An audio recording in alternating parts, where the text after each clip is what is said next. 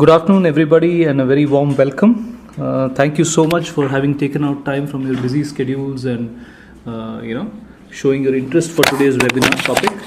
This topic serves in continuation to the topic which we concluded discussion on last month, which spoke of how job evaluation really relates to pay structuring in an organization. So thank you again, and the topic for today's webinar, as you can clearly see on your screen, talks of what are those fundamental principles which really lend to an organization's effort in terms of retaining talent through their pay programs. Of course, as you would know, this is a fairly complex and large subject, and the subject per se has numerous dimensions, but we will still try and cover certain key fundamentals which, as practitioners, may be helpful to you to really look at the whole issue from a framework perspective. So without further delay, let me move further into what we intend to cover today.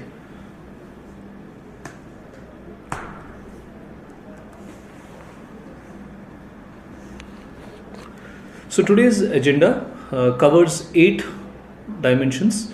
The first aspect is we will have a quick review in terms of how really the human capital trends seem to be moving towards in our country.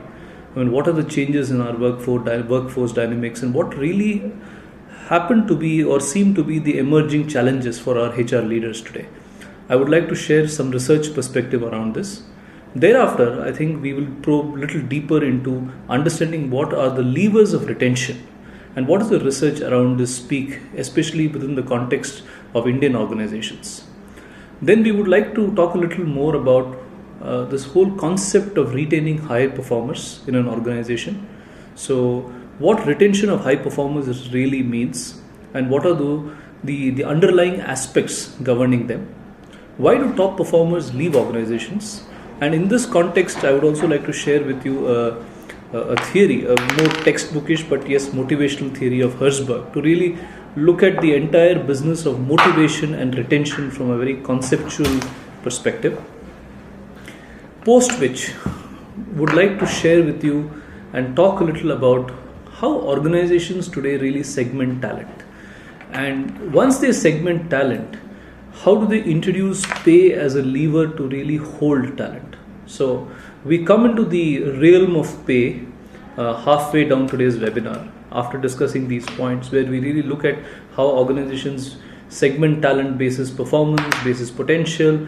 And once you really are able to put your arms around and say this is your key talent, how do you really use pay as a lever to build retention levers or build stickiness within your company? In this context, we will explore certain dimensions in terms of how pay philosophies of organizations are tailored, and also touch upon a little regarding performance-based compensation principles, which have an impact on retaining people. Of course, there are many more areas which can really be spoken about, but I think given the time span of half an hour, which we keep before ourselves, I would try and cover these aspects.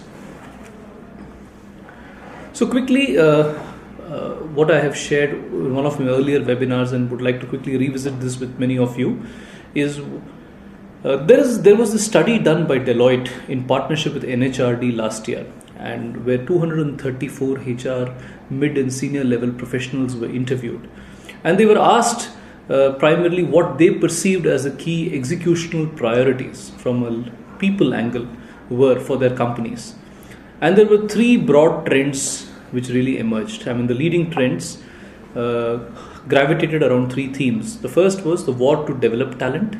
I think 91% of the organizations and the respondents felt that, look, we were actually grappling with themes on how do we develop our own talent. The second aspect was how do we accelerate the growth of our organizations. And the third aspect was really how does HR within our own organizations transform itself to meet new business challenges. So these seem to be really the flavor of fundamental challenges occupying the minds of Indian HR leadership. This is of course based on the study done by Deloitte with NHRD. So this sort of, I would like you to just think around this and park this data in your mind, and we will revisit this as we move further. There was another research done by Corporate Leadership Council, a very renowned firm which many of you would know, global firm, which publishes a lot of research data around HR trends in different organizations across the globe, including India. In a study done with 100 Indian research organizations, some very pointing and interesting insights came in terms of their assessment on why employees really stay within an organization. And if you look at this particular table, CLC surveyed a group of employees in two segments. One was a segment of employees in India in different set of organizations who were planning to stay for more than 2 years, as their stated response. And the second bucket was employees who were planning to really leave less than 2 years in their respective companies. Further probing, it was interesting to observe that employees who were planning to stay for more than 2 years, expressed about almost 83% satisfaction in their companies with the way their skills and abilities were used. They had 74% of them had fairly good confidence and supreme confidence in the abilities of their top management. And as you really go down these set of factors, you would realize that around 50% of people who stayed in an organization or who intended to stay with their respective companies in India felt that pay was something which really was a matter of satisfaction for them and not dissatisfaction, certainly. However, if you look at, interestingly, the trend or the response distribution among employees who were leaving less than 2 years, it's ironical, but yes, when you look at something like pay, which is the concept or the topic of today's discussion, there was a satisfaction quotient of only 25%, which obviously means that there is a potent relationship between pay and stickiness. The fact that people really choose to stay within an organization, and to what extent can really pay influence it is a matter for discussion, but pay does have an influence. And this survey was very indicative of a fluctuation in response on this particular count. So leading to this, if I really have to marry the insights from the first and the second slide, it really emerges in one form that yes, and in my own experience of having managed organizations and functions and seen the HR evolve over the last decade, I really do feel that yes, the way an organization looks at pay, the kind of philosophy it adopts towards its pay program, surely has an impact in terms of how its approach would be or its effectiveness would be towards retaining its people. And that's what we will try and delve more deeper as we go ahead. So let's look at conceptually on how really organizations retain high performers. This whole concept of talent retention by default sort of indicates that we are looking at really the talent which needs to be retained in an organization for the purposes of our discussion. Now obviously any organization which wishes to retain its high performers or its key talent needs to first have its arms around or have its finger around knowing who its high performers are or who their key talent is, for which most companies or companies which have moved in the direction employ their own criteria, have their own process. Having identified them, the next important thing for a company to really understand is, look, if these are my critical people who I need to ring fence, who contribute to my organization in an inorganic way compared to the rest, to what extent are they fulfilled or are they satisfied? And a lot of data around this comes through various diagnostic methods, So when we really look at people who leave us from this particular group, and we analyze into why they left, that also gives us a lot of insight. But one of the key dimensions of employee or effective employee engagement is really being able to understand what is the engagement quotient of your high performers or your key talent, which is the next most important thing to do. Having done that, organizations logically need to build a value proposition for their key people so that they stay with the organization, And when you talk of a value proposition, it touches across different dimensions of value which an employee really sees in continuing with a particular organization. It is not something which just rests on, whether his salary is beyond the market or at what level. That's one dimension and we look at it, but there are different components of an organizational framework which really lend to a value proposition from an employee's mind. It could be as simple as starting with his own role.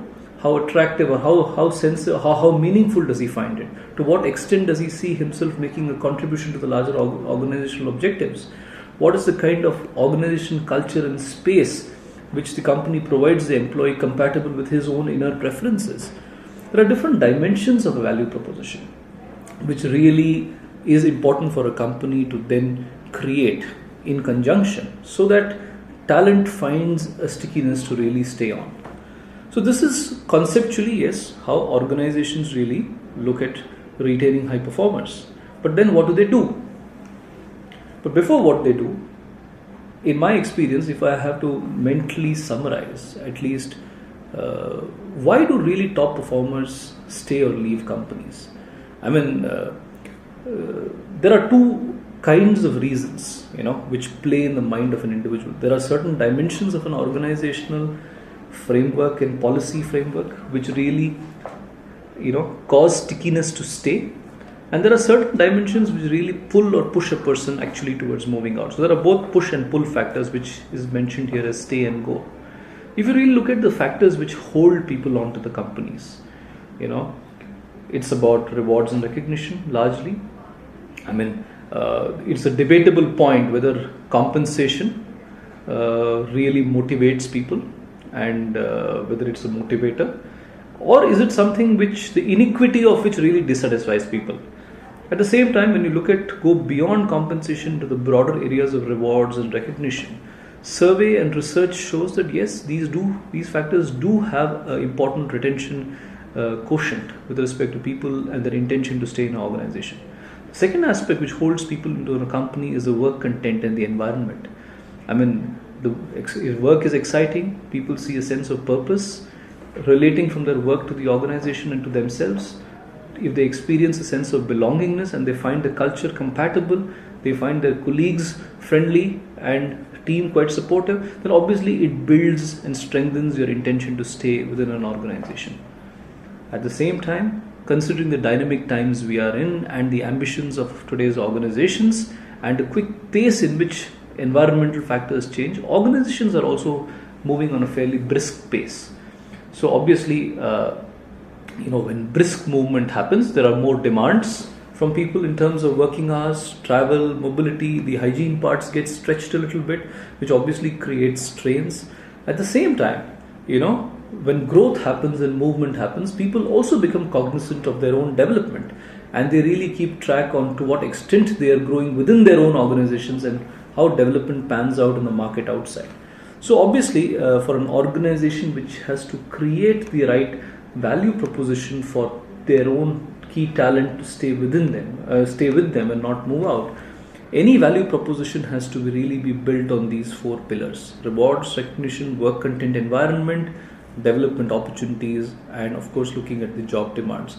I think it is the conjunction of all these aspects which really actually holds and works together to hold people within an organization.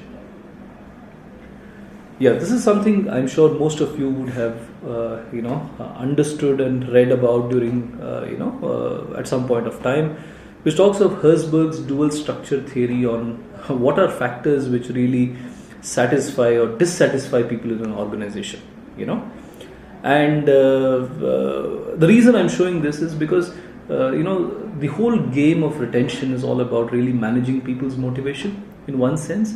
And it's important as HR professionals that we need to understand at a framework level what motivates and what are those factors, the absence of which really demotivates. So it's very interesting. If you look at Herzberg's theory, he says that most of the hygiene factors which really come through with a person's engagement in an organization, be it salary, be it the personal compatibility part of it, the work conditions, the relationship with the supervisor, all these things, the security associated with the job. These dimensions, if they are not really there to the measure which an employee thinks is adequate or fair, can actually lead to dissatisfaction. So, these factors are really playing towards creating dissatisfaction. But then, what are those factors which build intrinsic motivation for an employee to really go beyond his own role. These are factors linked to growth, advancement, responsibility, work by itself, the kind of job, its challenge, or the kind of nature of the job, recognition, achievement. So these factors, when you really provide within the framework of an employee's engagement within an organization, really help him derive his intrinsic motivation to push further and continue. However, they have to be co-balanced with the proportion in which hygiene factors are really placed. So there are two sets of factors. If you look at the dual structure theory, which really plays towards creating pulls and pushes of satisfaction and dissatisfaction for an employee. It's up to the organization to really be sensitive around how the balance swings around this for their key people. And the whole game of talent retention is all about striking the right balance. I mean, I have seen organizations, for example, at certain stages are really not able to afford the kind of talent which they would want because they are not in the stage where they have made the money to be able to attract the best talent at market rates. But having still pitched at a fairly lower entry compensation, they are really able to attract good people from the market because they are really strong on some of these dimensions which provide intrinsic sense of worth to people. So therefore, those become the retention glues.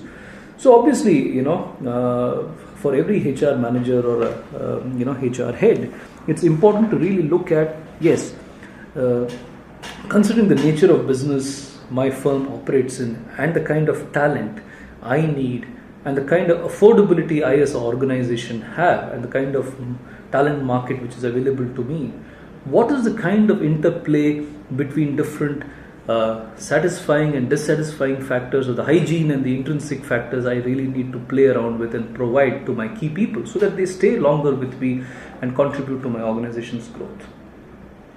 In this context, if you really look at pay, where does pay stand? At one level, if you look at fixed salary, fixed salary typically in my experience is a hygiene requirement. By offering somebody 2x of what he is currently earning, I have not seen, or it is very difficult for me to believe that people will start contributing 2x. No. But the point is, if you offer somebody X and his peer doing the same job is offered 2x, then obviously there is a sense of inequity or unfairness which causes dissatisfaction. So when you really look at pay from a fixed pay angle, there is the dimension of it being a very important hygiene factor, and the inadequacy or inequity really puts off people. But then when you move into the realm of variable pay or variabilization, where you attach in remuneration and its attractiveness to a person's efforts and contribution, there it really triggers the intrinsic dimension of the whole effort.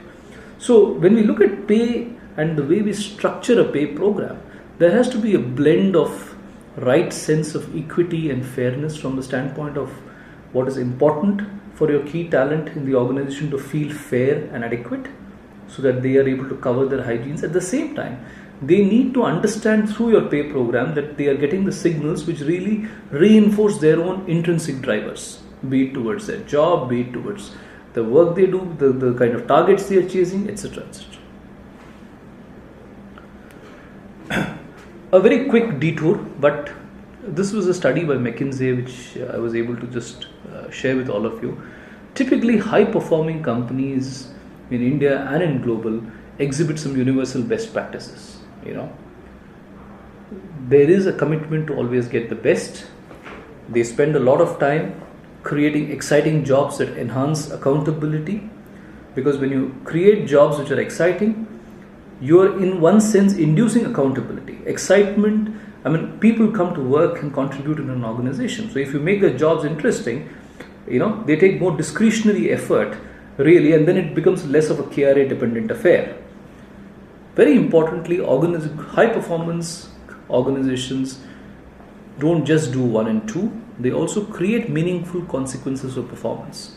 They have the right metrics, they have the right mechanisms of feedback, they have the right approaches or the objective methods of evaluation to really be able to give people a sense of confidence and comfort that, look, your performance and its consequences handled in the right way, in the fair way, in a transparent way. Investment on people, very important.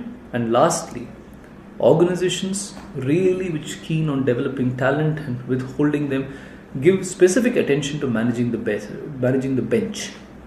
When I say bench, we are talking of succession, we are talking of having the right pipeline of people within the organization to take on roles as other people move on. So the whole dimension of managing a high performance organization rests on these 5 pillars, which I repeat are commitment to getting the best, ensuring that your jobs are configured that they enhance accountability, providing meaningful consequences for performance through your systems, having a culture where real development on the job is focused on, and lastly, having an attention or cognizance to really creating a bench for your key leadership roles, positions, etc.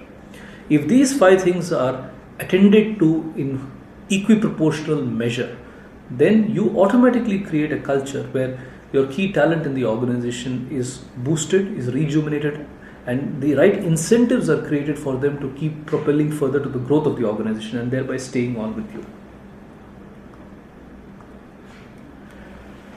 Many of you would have come across this model, which was originally propounded, I remember, by GE, which we used to know as the GE 9 blocker.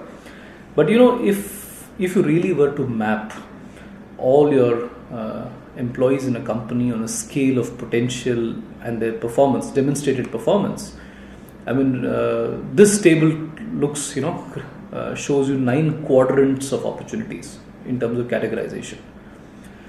And when you really look at HR policy of an organization, HR policy of an organization varies in terms of how would you deal with people in each of these buckets.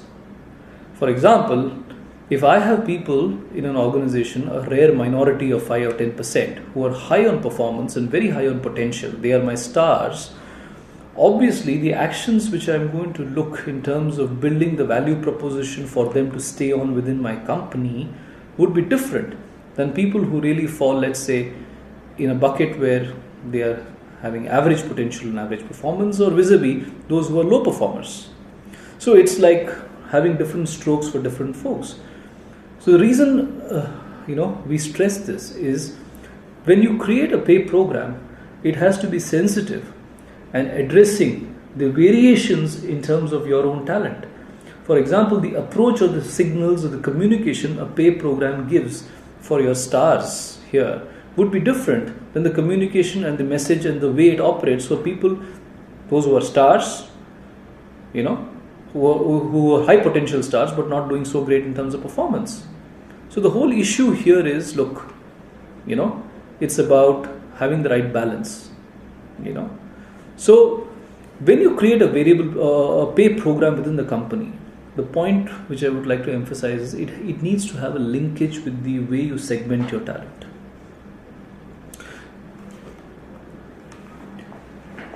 Having understood this, the first step towards really creating an attractive pay program for retaining people is to articulate your own pay philosophy.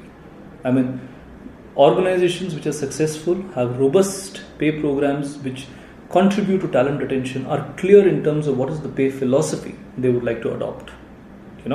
For example, what does the pay philosophy of an organization typically talk about? It talks about the objectives of the pay program. What are the pillars of the objectives governing my remuneration program? Are they towards attracting and retaining the right people? If yes, who are they? Should I avoid paying more than what is necessary? Should I structure my compensation to fund significant variable incentives? What is the methodology in which I will pay my people? Right?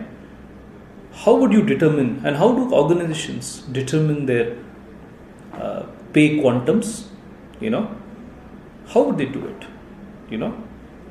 How would they look in terms of looking at the market to be able to really judge whether people stand in terms of compensation? So if you really look at creating a pay program, there has to be an understanding and articulation first in terms of what's the pay philosophy of a company and how really the organization would want to determine the quantum. For example, let's look at this. This is an example of a financial services company which I picked up. It says that we will pay total compensation levels. Its pay philosophy rested on one simple philosophical objective line, which said we will pay total compensation levels at the 75th percentile of the market in which we compete for executive talent at the 65th percentile for other exempt positions, and the market median for non-exempt positions. For example, so if you look at this, a natural resources company, whose name I will not take, articulated its pay philosophy very clearly, saying our base salaries will be set at market median, but at target performance levels, our total compensation will be at the 75th percentile, and at maximum payouts, our total compensation will be at the top of the market. Okay, so why should a company really need to articulate this philosophy? It needs to articulate its philosophy because it's important to communicate to its talent that, look, this is how we look in terms of pay. For example, if you have a high performer in your company who has grown historically with your organization in an organic way over many years, it is quite inevitable sometimes that his compensation levels may not be at probably at, let's say, the median level of a market. Let's say in this example it's at the 30th percentile of the market. But he knows that, for example, he knows and the organization knows that for similar roles, the moving market median is at least 40% higher than what he is currently being paid within the company. Now, if he is a critical performer for you, obviously there is a need for him in the industry. I think there are competitors and other industries who are vying for him. The question is, unless you articulate your pay philosophy, how would he know that you in due course of time would be able to take care of his requirements? So therefore, a good pay program which really addresses talent retention needs to start with the foundation of right communication, where an organization needs to have the right articulation of its pay philosophy and how it really would look at remuneration structuring and how it would look in terms of pegging its remuneration levels for different categories of people, talent within the entire organizational framework. So messaging is very, very important, and that starts with the right kind of homework, which is this column. So good organizations really need to have a strong comp and ben focus to be able to even articulate this, which is the first thing. Second aspect, very important, is how do you instill accountability through pay? For example, if you look at any organization, most organizations, the starting premise of performance is setting goals. Once goals are set, what do goals do? It promulgates a focus towards results. And when organization starts focusing towards result, the next logical system or mechanism an organization needs to have is a mechanism to evaluate performance, which is your appraisal processes, systems, PMS process, etc. But ultimately, the messaging or the message in terms of performance, in terms of reinforcement of that, happens through rewards and consequences. And when you look at rewards and consequences for an organization, there are four aspects to it. One is obviously your salary increases, then there is recognition, then there are career opportunities, and of course non-dollar. In this case is the example of a Western model, gifts, etc., non-monetary. So the whole concept is, it's very important that your pay programs have a bearing in terms of promoting accountability within the organization. For example, you have an extremely high-performing, result-centric company, but your pay program and your pay structuring has no bearing to performance. Then obviously, you are not going to give a differentiated message to your key talent within the organization, to your high performers. People who really are on the higher end of the talent spectrum expect differentiation from those compared to the others. So you need to have that differentiation built in, which obviously then means that you need to have the right relationship between your performance management system and your pay program. In this regard, there are several elements of performance-based compensation for any organization to really sort of look at. When you look at the element of how do companies today, as I have seen broadly, reinforce performance through rewards. This is primarily relevant for key talent in an organization because the guys who are really good in your talent pool, on the high end of your talent segment, expect reinforcement. So salary increases, which is most commonly what organizations do, which is typically based on merit or competency dimensions. Most companies base it on performance levels. Some companies, even I have seen, base it on competency assessments, where they say, look, it's not just performance which is important to us, it's how the person performed, which is the behavioral aspect. comes into the entire dimension. Certain companies go beyond salary, which is a fixed aspect to it, towards the variable dimensions, which is about bonuses. How do we give cash bonuses to our people? Could they be on a lump sum basis? Should they be linked to performance-based schemes, etc., etc.? So you have bonus schemes, you have incentive schemes, etc., etc. Then certain companies create a longer term stickiness through compensation through stock grants, where they really, especially at senior levels and critical position holders, where it's important for people to really feel part of the larger organization and contribute to its journey and thereby reap the rewards. So here, companies, when I have seen, which offer stock grants, typically award company stock, which are usually, linked to the market value, but usually these stocks vest over a period of time. And of course, many times when there are dividends which emerge, then these are also shared with employees. And of course, beyond grants, there is something called stock options also, which companies provide to people, where, they allow the employees to really purchase company stock at a specific price and allow them to vest it over a period of time. If you really look at each of these four aspects of compensation today, as it's prevalent, the appropriateness of applying these really differs from situation to situation. For example, if you look at cash bonus, the appropriateness for cash bonus is more, I would say, a short-term affair to reinforce performance within mostly a finite period of a year. These things happen even at much periodic basis, like even monthly, quarterly, etc. But when you look at stock grants, I think it talks of a little more long-termism in terms of its approach, and thereby it builds stickiness among the people to really stay on with the company over a period of time. See, why are stocks really given to senior management people? Because senior management contribution to a company is not a contribution spanning over 1 year. They are responsible for crafting and delivering the implementation of the organizational strategy plan. And the reaps of efforts at senior management level usually bear fruit over a period of 3 to 5 years. So unless people at that level feel the sense of being connected to the organization and the long-termism in terms of their work and the reinforcements which they may get through that, they really, it becomes a weak link then for their attention. And therefore, pay really becomes important dimension. If you look at organizations and the way they create pay structures, it's very different at a senior management level, at a senior management middle level. There is a variation at every level. Why is it that the same structure of remuneration doesn't apply for a sales manager which would apply for a sales head in an organization? Because as you move up the ladder of seniority, you become further and further more connected and more directly connected to the longer term objectives of the organization's business. And therefore, the needs of the methods of reinforcement and communication of value and criticality to the person have to really undergo a change. And that's where pay programs really need to become sort of flexible, need to have innovative structuring, need to give the messages of both short-term reinforcement and long-term connection. At the same time, they need to constantly be looking at the market, because the last thing you want is your good people leaving you because they feel that they are not paid adequately in comparison to what they feel their own worth is. So this is how organizations really look in terms of, these are some of the pointers and leaders I thought I will share with you today to give you a sense on, look, how does compensation really relate to talent retention?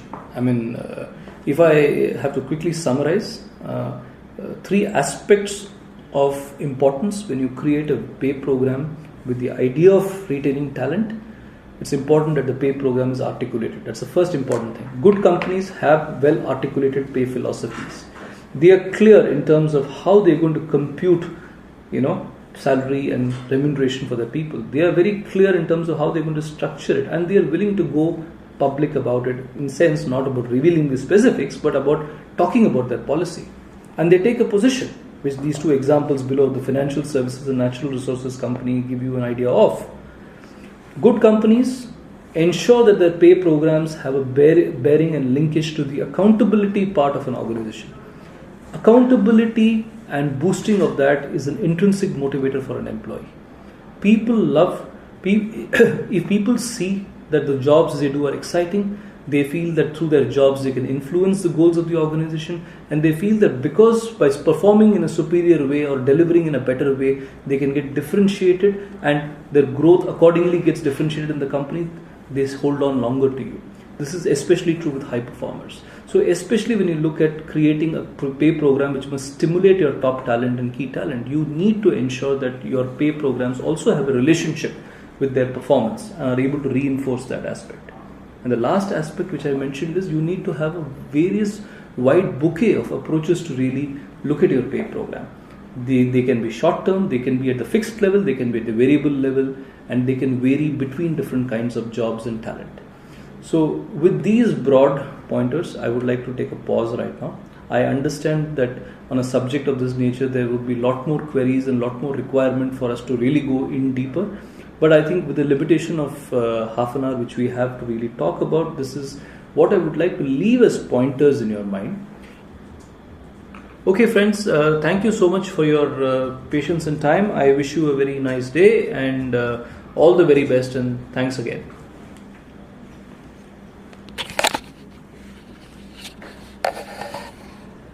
Thank you, Srinivasan. We have another webinar coming up on 27th, which is Imperative Insights about Provident Fund, which is a statutory compliance webinar. So we will share the details on an emailer shortly. You could visit our website adp.in for more details about the webinar. Thank you so much for your patient listening. Please write to us regarding your feedback and questions. We would be pleased to take them forward. Thank you so much.